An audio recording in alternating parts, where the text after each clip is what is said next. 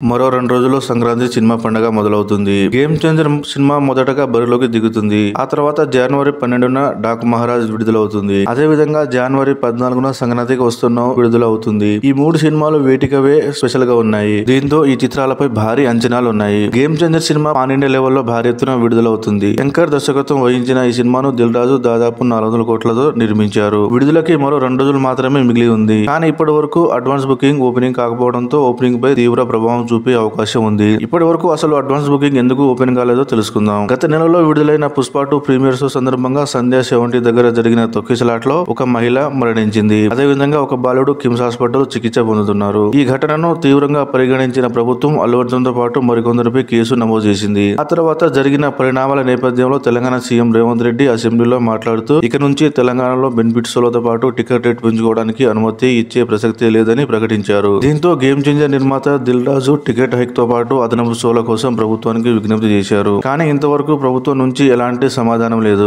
Telangana film development federation president గా ఉన్న దిల్ రాజు తన ఇన్ఫ్లుయెన్స్ ఉపయోగించి ప్రయత్నాలు చేస్తున్నారు. ఎందుకంటే గేమ్ చేంజర్ బడ్జెట్ దాదాపు 400 కోట్లు అయింది. నైజాం లో ఈ చిత్రం 60 కోట్ల నుంచి 70 కోట్ల షేర్ వసూలు చేయవలసి ఉంటుంది. ప్రజెంట్ ఉన్న రేట్లతో అయితే బ్రేక్ ఈవెన్ అవ్వడం కష్టం. అందువల్ల హైక్ ఇవ్వాలని కోరుతున్నారు. ఇప్పటికే ఆంధ్రలో 3 సినిమాలకు అదనపు షోలతో పాటు టికెట్ రేట్ పెంచుకోవడానికి అనుమతి వచ్చింది. దీంతో తెలంగాణ ప్రభుత్వం కూడా అనుమతి ఇస్తే ఈ 3 సినిమాలకి బాగా హెల్ప్ అవుతుంది. పుష్ప 2 సినిమాతో జరిగిన ఇన్సిడెంట్ మిగతా సినిమాలకు ఆపాదించడం కరెక్ట్ కాదు అంటున్నారు. మొత్తం మీద అల్లు అర్జున్ వల్ల మిగతా నిర్మాతలు మునిగే పరిస్థితులు వచ్చాయి అని అభిమానులు అభిప్రాయపడుతున్నారు. పెరిగిన టికెట్ రేట్ వల్ల దేవరా పుష్ప 2 సినిమాలకు భారీగా కలిసి వచ్చింది. 5-6 రోజుల ముందే అడ్వాన్స్ బుకింగ్ ఓపెన్ చేయడం వల్ల దేవరా ఏకంగా అడ్వాన్స్ బుకింగ్ తోనే 100 కోట్లు రాబట్టింది. అదే విధంగా పుష్ప 2 ఏకంగా 200 కోట్లు అడ్వాన్స్ బుకింగ్ రూపంలోనే వసూలు చేసింది. ఇంకో 2 రోజుల సమయం మిగిలి ఉంది. గేమ్ చేంజర్ చిత్రం కూడా 1000 కోట్ల క్లబ్ లో చేరుతుందని సినిమా పండితులు అంచనా వేస్తున్నారు. ఈ సినిమా ఫలితం ఏంటో తెలియాలంటే మరో 2 రోజులు ఆగవలసిందే.